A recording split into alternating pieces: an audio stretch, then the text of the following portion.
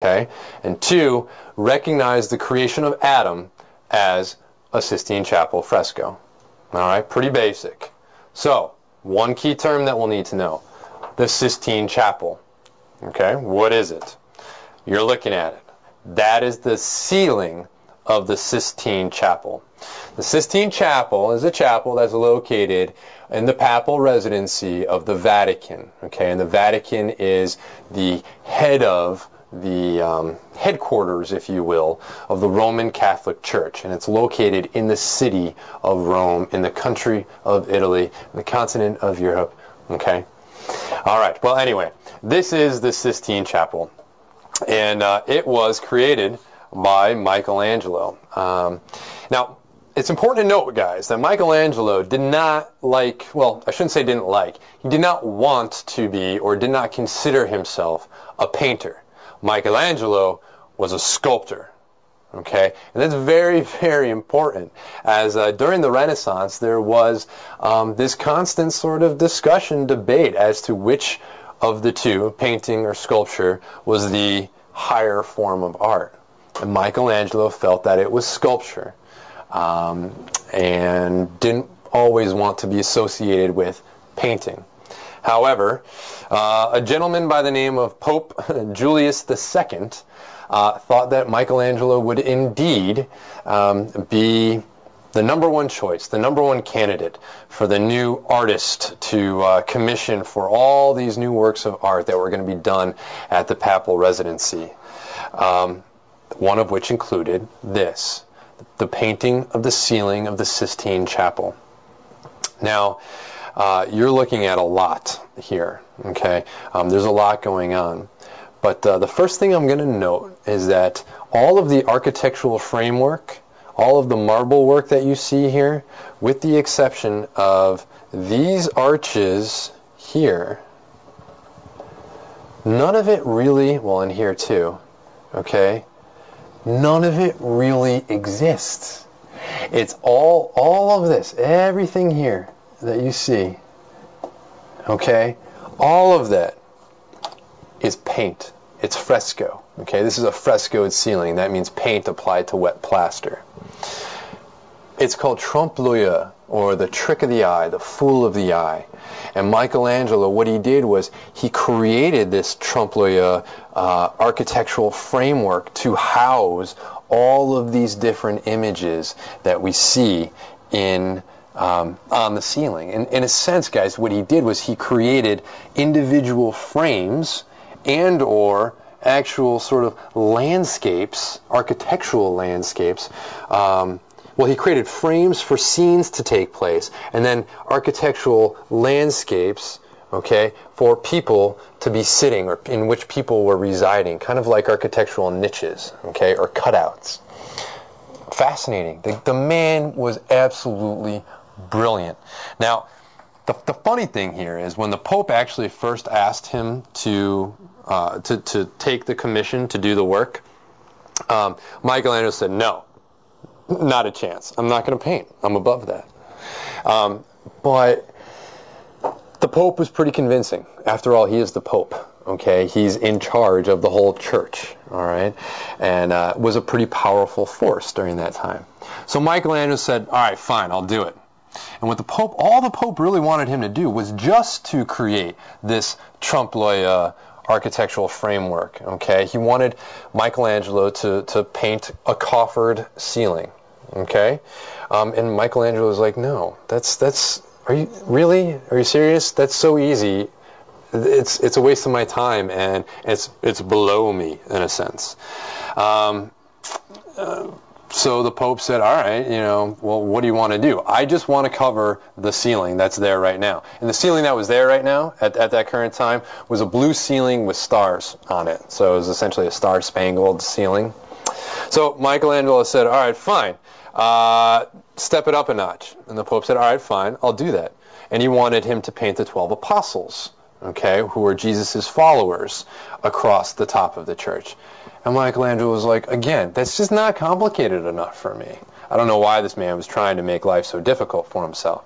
So finally the Pope said, you know what, Mike, you do it.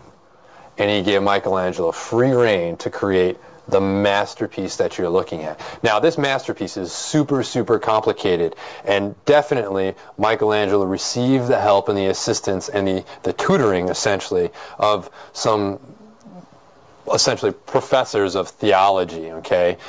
People who were studied in the stories of the Bible. And that's really what you're looking at here. The ceiling stretches the entire length of the chapel, okay?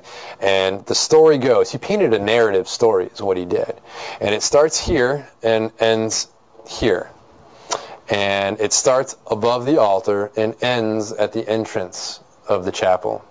And it starts with the creation of the heavens and the earth and the moon and the sun and the stars. Okay, the creation, it's called the creation story, but the creation of the worlds essentially, and it moves its way into here, the creation of man.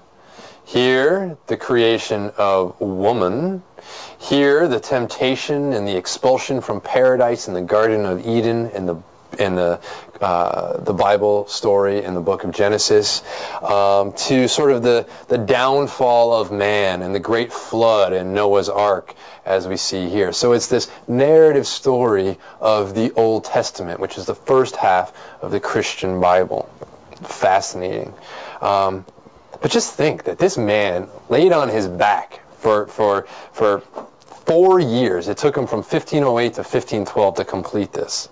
On his back, plastering the ceiling in very small pieces because you couldn't work too large or the plaster would dry, and then painting. Now, he certainly implored the help, kind of outsourced, and implored the help of some assistants. But for the most part, all this work is attributed to Michelangelo, and it's absolutely just fascinating. So let's take a closer look at one very famous work from this ceiling, and this is called the creation of Adam.